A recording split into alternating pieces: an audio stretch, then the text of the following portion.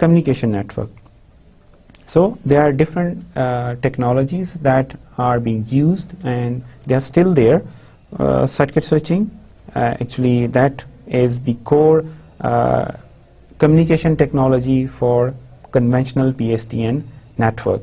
And then packet switching, that is the core communication technology that is being used for the internet, over the internet you can say, frame relay and ATM. And then protocol, because as discussed, that irrespective of wireless or wired communication, our goal is, our objective is the data transmission from one point to another point without errors or with less errors, right? If there are errors, so our system should have the capability to extract the data, right, or to